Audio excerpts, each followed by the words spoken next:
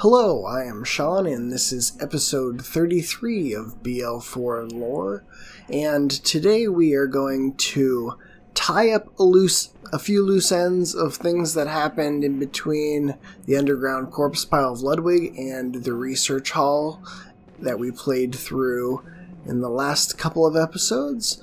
So the first thing I wanted to return to is the surgery altar, which has quite a bit of discussion around it. So hopping right into that. So what does this whole thing depict? There's a few different ideas surrounding this, and I won't get too close because it'll actually send the elevator down, and I have not killed the NPCs down there. But so what does this statue depict? In the Pale Blood Hunt, Redgrave believes that the central figure shown here is Master Willem. He says in the Pale Blood Hunt that the elevator to the Healing Church Research Hall depicts 3 statues hovering over a child examining it. The central figure is clearly a depiction of Master Willem, featuring the same robes and hat as the Provosts. However, there is some disagreement in this assessment. There are some differences in the clothing that is being worn compared to Willem, as well as the fact that Willem was never associated with the Healing Church in a direct capacity. In a podcast made by Sinclair Lore, JSF puts forth that he thinks the head figure is a statue of Laurence, because of the more distinctive features like facial hair and the more ornate clothing, sort of leading JSF, I believe, to think that this just looks more like a person, like a specific person, whereas these figures are kind of featureless. Oh, dear Lord! They're more featureless, and they don't have as distinct of features. And I don't know if you might actually be able to hear it, but you can hear the one NPC who will be taking a look at praying as she's still alive, but not done with you yet, statue elevator. So Redgrave believes it's Willem.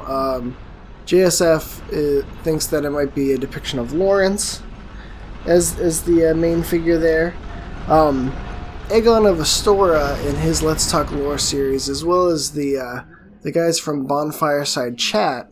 By the way, all of these are, as usual, linked in the description below, the sources for these assertions. Aegon of Astora, as well as the Bonfireside Chat boys, believe that this is sort of a general depiction of the church. Like, you have the choir, the School of Mensis, and then, like, the head church.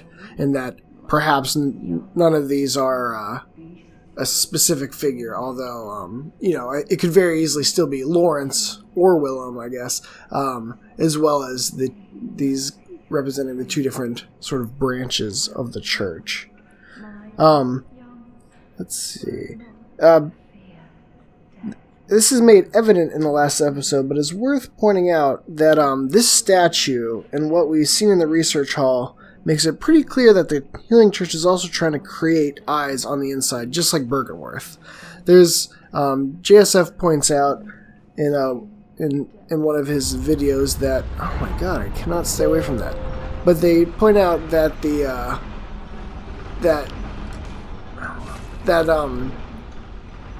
there's this belief that, so Byrgenwerth was about insight and the Healing Church was about blood. And obviously, by what we see in the research hall, and then just further backed up by this statue that I keep sending down there, that they're both looking for insight. They just have different methodologies. And that was a point made by GSF in one of his videos, linked below. And then there's a good Reddit thread in which made by Adam Kranz on Reddit, and he adds a nice bit to the discussion where he says, "I have no idea what sort of ritual is being done on the altar, what worlds they're trying to traverse, or anything like that, but it's also worth noting the beast statue," which I will highlight. The beast statue underneath. And where am I? Beast statue underneath the altar. It's almost as if the surgery table itself is the plane of humanity, and going up on the elevator takes you towards the evolution of the race towards celestial emissaries above, and the research hall behind me, and then below the plane of humanity is the streets of Yharnam below with the beasts. And I just thought that was a really nice way of putting that, and potential metaphor that this is evoking. So I thought that was a cool point toward what this statue might be representing. All right. And with that, I am going to travel down to the corpse pile, not going this way, as I will most likely die, and it will not give me what I want if I take the elevator down. So let's travel back to the underground corpse pile. Alright, so now we are back here, the underground corpse pile where we fought Ludwig, and I wanted to take a look at these cells that I haven't shown off yet. I might have to take out a few guys first, but with steady stride, colored by blood but always clear of mind, proud under the church. Beasts are a curse and curse is a shackle. Only ye, the true blades of the church. Alright, so that's our first person who we will look into. This is Yanamora, and with all of these cells, there's the question of like, why does the church have these cells anyways? And so let's go take a look inside here. Alright, sir. I got the underground cell key in the research hall. So this is Yanamora, and he's banging his head right against that wall, apparently for a while.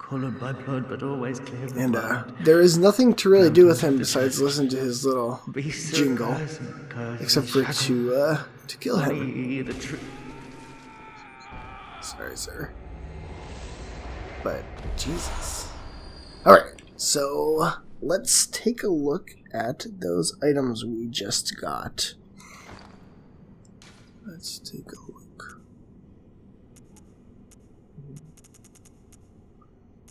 Alright. Okay.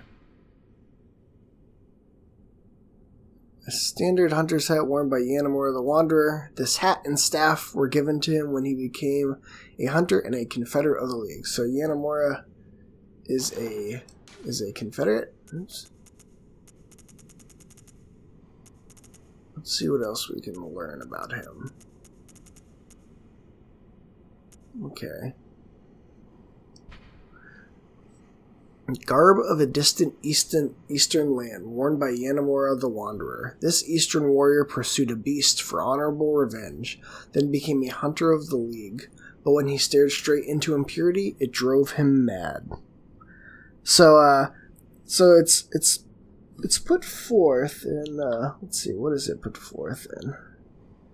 Aegon of Astoria says in his Let's Talk Lore 20 that, it's possible that Yanamora could have been one of the constables talked about in the fable mentioned on the constable's attire, which, let's see, I can find that here.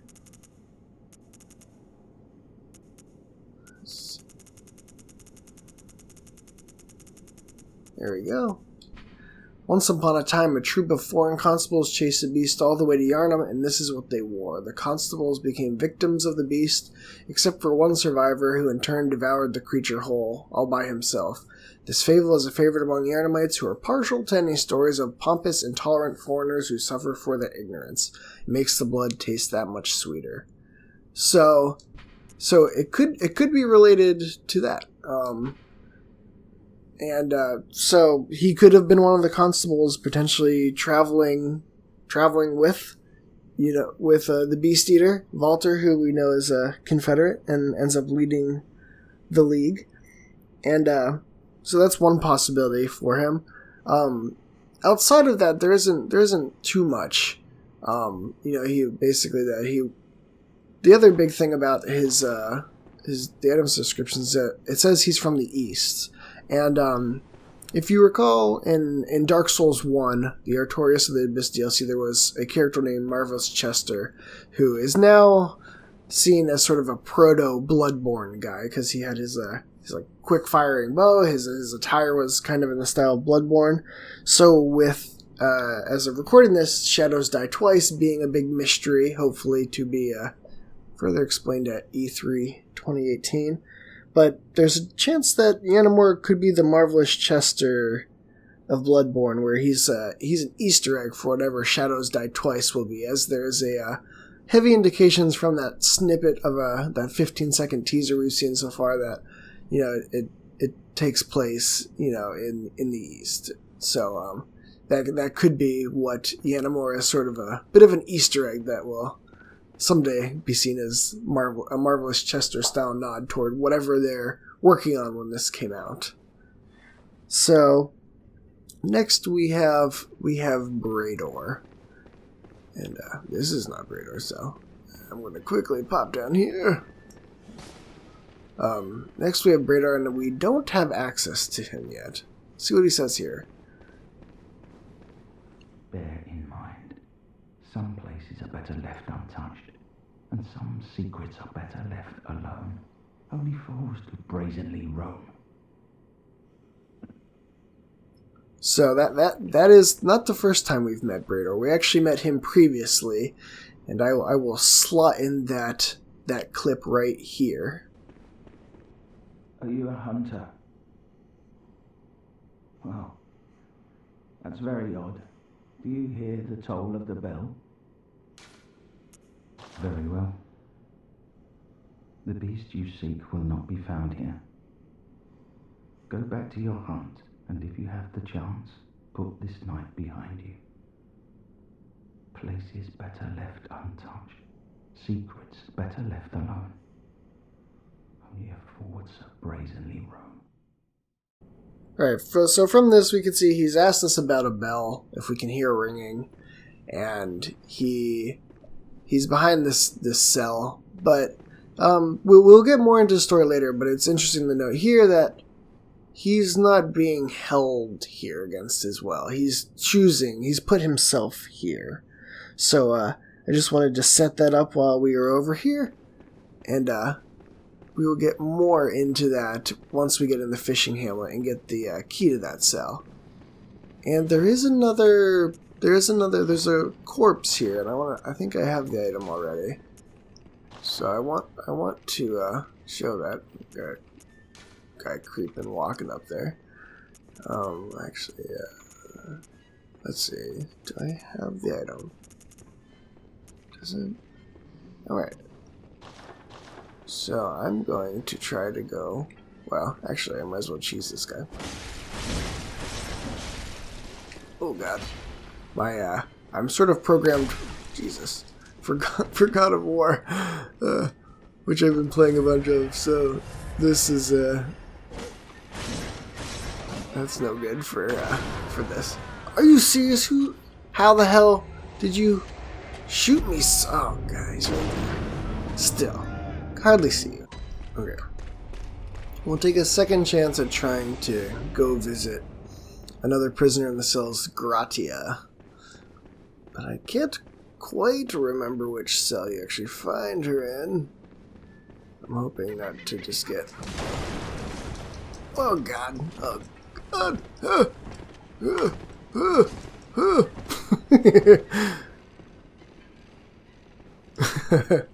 Always zigzag your rolls if you're attempting not to get shot. That's what I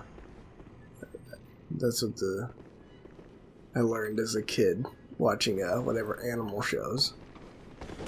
Okay, come here. If I can bait them one at a time, I'll probably be okay. I just can't take them both on. Come on, son.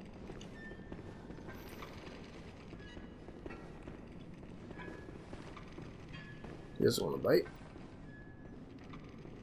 I just can't take that cover fire.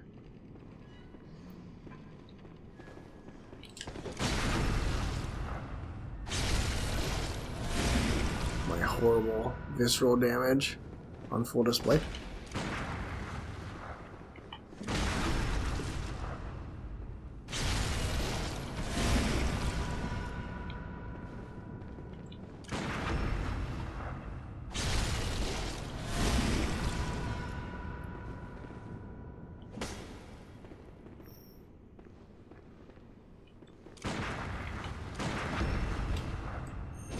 There we go.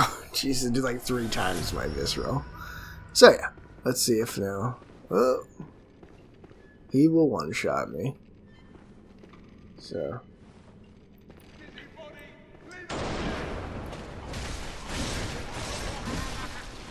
There we go. Whew. Enough with you guys. Okay. There is one cell I do not want to open because it has an angry person in it who will most likely kill me. But, nope. Gratia. Believe. Oh, right here. So, this is a very large, unique corpse model and has the Gratia on it. So, let's take a look and see what's going on here. A chunk of iron fitted with finger holes. The hulking hunter woman, simple Gratia, ever hopeless when handling hunter firearms, preferred to knock the lights out of beasts with this hunk of iron, which incidentally caused heavy stagger. Gratia was a fearsome hunter, and to onlookers, her unrelenting pummeling appeared oddly heroic. No wonder this weapon later assumed her name. So, I think this is Gratia. I don't know why she's down here being held by the church, but, yeah, it's Gratia. She did something apparently the church didn't like, so they threw her in this cell. Okay, and now our last bit here, which gotta watch out for. Those aren't basilisks; those are rats with glowing eyes. And I wonder if I can. I believe. Where is she? I think. Let's find out. I don't want to draw her attention yet. Oh yeah, she's right there. Okay. There's one NPC praying, and there is a bit of debate around who these hunters might be. There is the sort of commonly held Amelia theory that this is Vicar Amelia, returned to human form, and in the hunter's nightmare. But There are, and the reasons for this is that she's in a similar position as to where we first meet her, because we're in, like, the Grand Cathedral, and you have to kill Vicar Amelia to access the DLC, so she could always be here. But, Redgrave points out in a post he made a few issues with this. He presents some counterpoints. The clothes are not exactly the same. Vicar Amelia wears a more ornate outfit with a blindfold underneath the hood. Also, the voices are not the same. The voice actress is not the same as Vicar Amelia. And, Redgrave suggests that this is simply an old healing church nun or vicar that preceded Amelia. And, further supporting this is that, they use old hunter spells like Black Sky Eye and, not newer choir meeting Ebriatus spells like A Call Beyond or the Augur of Ebriatus. So there's a few reasons to believe that this is just, maybe, another vicar, or, perhaps just a healing church nun. But double tune me, it'll be a thing, but I want that item right there. Even if it costs me my life, I just need to get this item.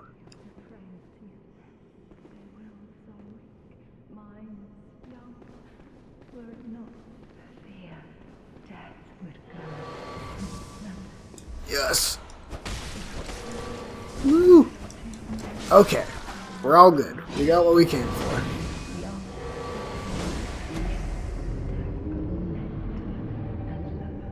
Alright, so now we are at the beginning of... We are at the nightmare version of the Erden Chapel. Making a similar run as you do in the Waking World to Vicar Amelia, but we are going to... We are going to go take a look at Laurence and discuss him and try to beat him up.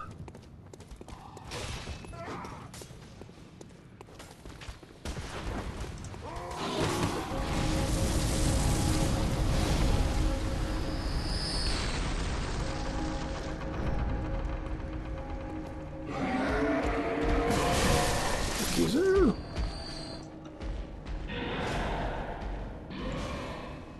Look at my blood echoes back. I had a failed attempt trying to get past that guy. Interesting thing to note is the amygdala statues are still here. So it means that these statues have been a part of the church for a long time. And so I don't want to get too close because I don't know exactly. But this is Laurence in the nightmare. So Laurence, as you know, is a former student at Bergenworth who left over a disagreement about the use of old blood in research and with Provost William, and founded the Healing Church. He split away from Bergenworth and founded the Healing Church to further research with the blood and use of the old blood in order to transcend and evolve.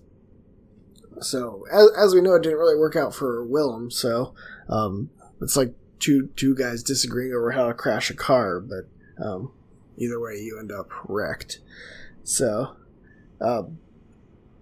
if you recall, with Vicar Amelia, we, after beating her, we touched his beast-looking skull in the waking world. And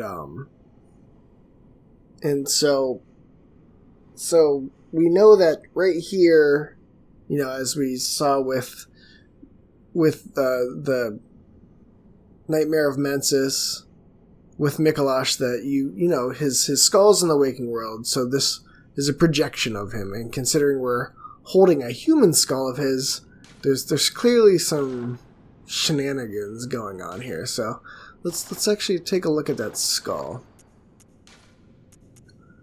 Skull of Laurence. First vicar of the Healing Church. In reality, he became the first cleric beast, and his human skull only exists within the nightmare. The skull is a symbol of Laurence's past and what he failed to protect. He is destined to seek his skull, but even if he found it, it could never restore his memories. Alright, so that means that the skull is symbolic, which makes sense, because it's very clear the nightmare can create facsimiles of things, as this is the second grand cathedral we found ourselves in just in this episode alone, within walking distance of each other.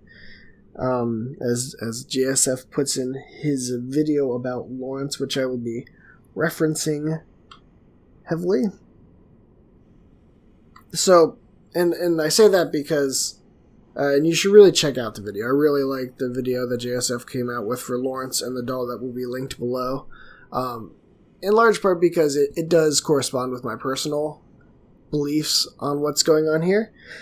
So, prior to the Old Hunters, myself and many others believed that Laurence was the bloodletting beast found in the Chalice Dungeons, because the headless final form we fight seemed to fit well with you finding a skull in the Grand Cathedral after fighting Amelia, and the shape of the skull matched pretty well the head-having form of the bloodletting beast that we meet. So, we clearly have Laurence is a cleric beast here, though, which does not look like the bloodletting beast. So does that disprove that theory? I don't think so, and luckily for me, neither does JSF. And once again, watch his video. I'm going to paraphrase some of his thoughts that match my own, but he does a great job of sort of walking through it and explaining the points, as there's definitely a bit of room for interpretation in all of this. As I mentioned, in episode 7 of JSF's Bloodborne Up Close, he argues that the form of something in the Dreamlands is not necessarily indicative of its form in the waking world, and in addition argues that the beast skull in the waking world, the one confirmed to be a piece of Laurence in reality, does not match the shape of a cleric beast very well. And so while he's a cleric beast here, there's things to indicate in the waking world that potentially mean that this shape he's in is somewhat symbolic, maybe of the church, and that could even be carried into the fact that he's on fire. So there's a few theories. With regards toward him being fiery looking, is that one is that maybe he died by being cleansed, or he died in fire. Perhaps Old Yarnum is a theory, but in Bloodborne Up Close 7, JSF notes that it appears that Laurence isn't on fire, but that he contains fire in his body, like you might contain blood, something similar to the guard dog in the Chalice dungeons, and that it's like a fluid within his body. More, it's emanating out of him versus he's on fire. And so Laurence's form, like the skull, should not be taken literally, but symbolically. Like the human skull symbolizes his desire to regain his humanity, his molten blood could represent his struggle to utilize and embrace the old blood without falling to beasthood, in which he ultimately fails and does become a beast. JSF believes that the bloodletting mentioned could be a method to try and expel tainted blood from your body. So, and that's sort of brought up in the Beast Embrace rune, that Laurence was trying to somehow control beasthood.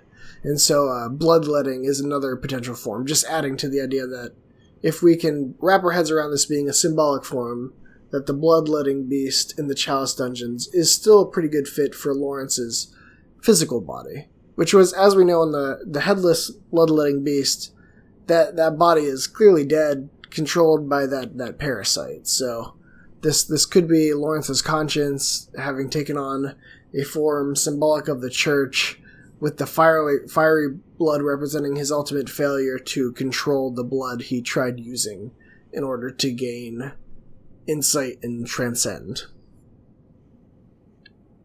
So with that, I guess I'm going to attempt to go get smacked around by Laurence. There is a method I saw used by a scrub lord who I've been looking at some of his videos that I'm going to attempt, but you're right here with me now. This is my first try against Laurence in quite a while, so I don't suspect that this will be super successful, but let's have a go at it.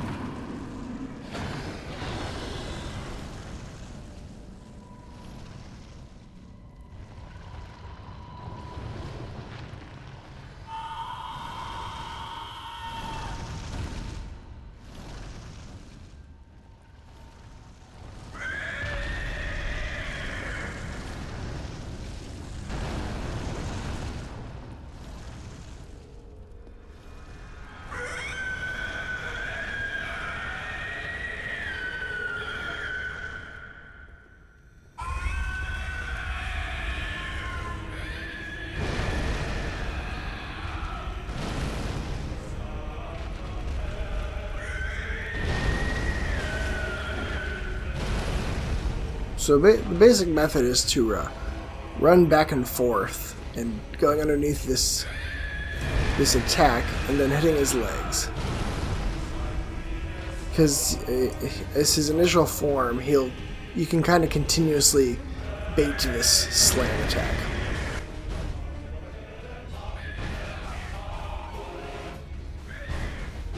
And you just quick hits, get away, or else his AI, I guess, will switch to doing more moves. So I know it's cheesy, but man, I'm gonna try it. Need to work on getting that second hit in.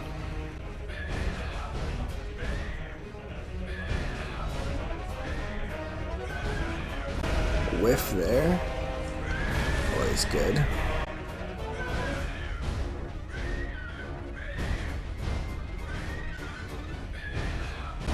It's gonna take a little while at this. It's a boring cheese.